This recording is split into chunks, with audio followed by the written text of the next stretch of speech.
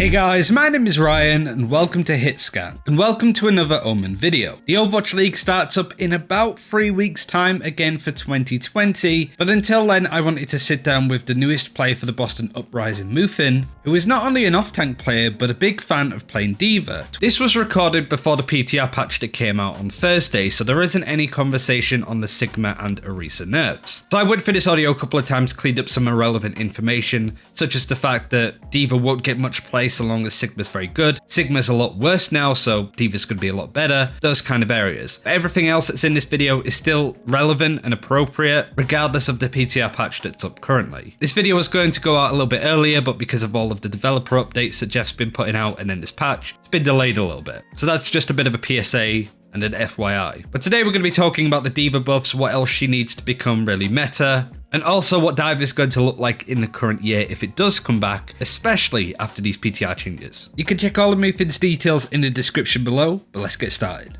For you as somebody that likes playing D.Va, was that what she needed? Honestly, it's a cool idea, and I respect them for trying out something new. I think what Blizzard needs to do is start trying new things. And they clearly said it in the forums that they were like, okay, let's try giving boosters a shorter cooldown. When I was playing her in it's called scrims and everything, she does feel a little bit more mobile. She feels more like on the same line of mobility as Hammond, a character that can just go in and go out and take all these places in literally a second. But the main thing is she literally hard counters Pharah now, which I don't know how I feel about it, but you can literally just take out Pharah Mercy out of a fight, and it's very oppressive to those type of for those heroes. A common thing that people say is unless D.Va gets her revert to the effective range of defense matrix because it was shortened, that she's not going to be very good. Is that something that you agree with? I do not agree with that. I seriously think D.Va is the second best off-tank in the game. The only reason why you don't see any of these other off-tanks in the meta in high elo or high competitive or literally in scrims tournaments is because Sigma and Orisa are both really busted. I feel like the angle that Blizzard tried to took was that they wanted Sigma to be like a main tank, or like an off tank, in one same hero. Hey, maybe you can go Sigma Zarya here, or hey, maybe Sigma Roadhog, make him a main tank. But literally, if I tell you right now, if they took away Sigma's shield and put it to 100 or 200, the hero's still gonna be really good. But I think that'll let the other heroes in the let the other heroes that haven't been played shine finally. On the subject as Dive as a whole, then. I remember talking to Custer last month, and he said Koreans have played Dive. Overwatch League teams in Korea have been scrimming Dive, and we even saw the Chinese region playing a little bit of Dive in contenders in their scrimmage, seeding matches. And this is before this PTR patch with D.Va. Can you see Dive coming back without this patch that we have on the PTR? In a high competitive scenario like Overwatch League or contenders, I do feel like it's a good way to win a fight here and there. It completely surprises the enemy team, and people have been scribbing with this meta with or they kind of play splits a lot. You can definitely punish those that play splits or are out of position with Dive if you know how to play it properly and if you have the same synergy.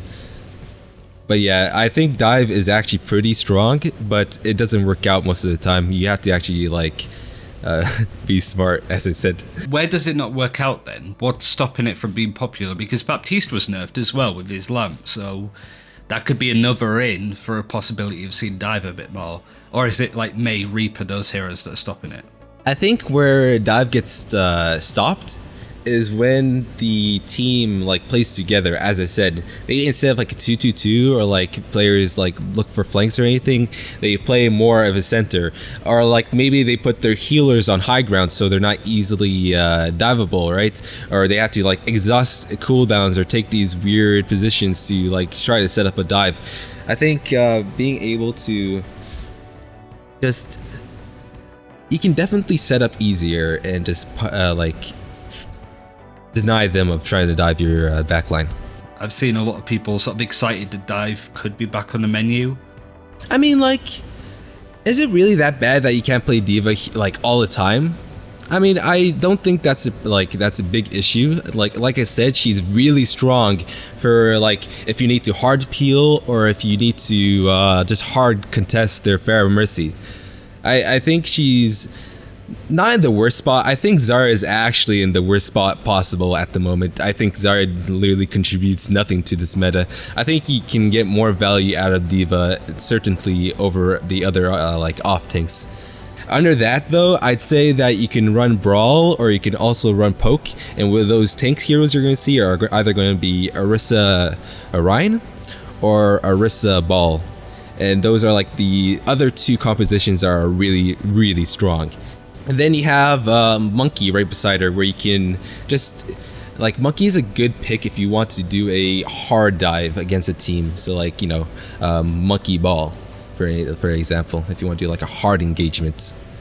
And then you have your other two forgotten heroes like Zarya and Hog. You should never pick them. You'll honestly just get rolled. But the thing is, you can play any of these heroes in these lower ranks. It doesn't really matter what the like. I feel like D.Va will be a lot more playable and a lot more less punishing for those that are like in plat or like gold, right? Like I feel like they can find a little bit more value out of that hero in the lower ranks. You've been sort of scrimming, and I don't necessarily want to have you reveal any crazy tactics that you have lined up, but are there any particular heroes that people are maybe underappreciating, that they're actually quite good, and you pros have been playing them a bit more that might not seem obvious to us at the moment? I think you can play a lot more Ball, honestly. I think Ball is a very strong hero and like a little bit less appreciated, right? But it can only work if you play like spam, right? So he's good in some scenarios. In your eyes, what is the most functional, strongest version of dive comp now? Because we have so many new heroes in the game. Wrecking Ball is probably the front runner now to be a dive hero. For you, if you were running the perfect dive comp, what would it look like? And would it include D.Va? Monkey, D.Va are the two best tanks to dive with right now, if you want to take positions or high grounds. Why not Wrecking Ball in that situation? Mei and Orisa are both really impressive heroes. Like, let's say, hey, you know, Orisa pulls the Hammond and then freezes the ball, right? You won't be able to do much. The perfect dive scenario that I'm looking at is a dive scenario where you can take angles and then punish the enemy for being out of position. With Hammond, it's more of a like poke, what's called a spam comp that I'm seeing with him, if that makes sense. So like the stuff that Yeatle ran in his team, that's where you'd use Wrecking Ball, but you wouldn't use him in dive. That's quite interesting. What about like DPS and stuff? I think if you want to like dive a target, you might want to like hack them, right?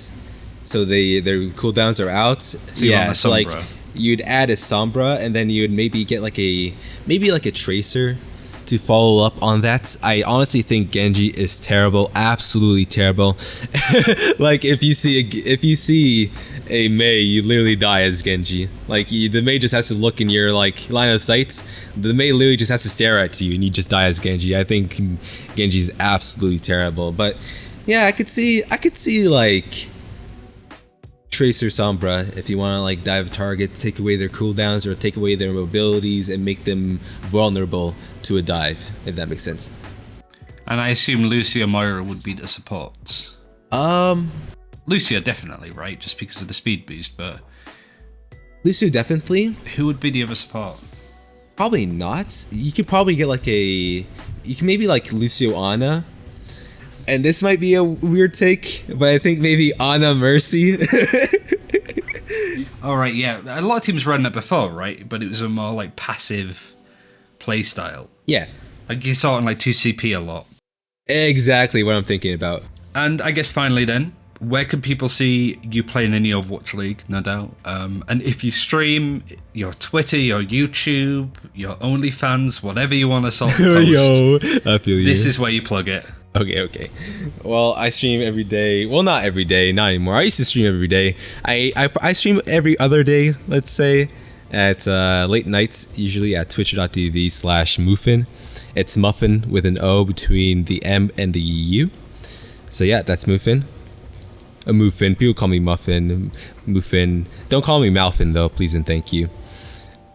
You can also follow my Twitter at twitter.com/WalidTheMouffin. And for Overwatch League, we're gonna have to see, right? Because I am a two-way player, so maybe you won't see much of me. Maybe you will see a lot of me. It depends on how things go. If things go smoothly, then hey, you can see me at the games. And that's it for this time. Thank you very much for watching. Again, do definitely check out all of Mouffin's details in the description below. Do cheer him on in his first season of the Overwatch League, which again starts next month. And finally, a big shout out to Omen. We've been working with them for almost 2 years now, covering the Overwatch League, going to do interviews and all that jazz. Been traveling around the world with some of their stuff, so if you are interested in their laptops and the other bits and pieces that they do make as well, check that in the description below too. Thanks for watching, take care, we'll see you next time.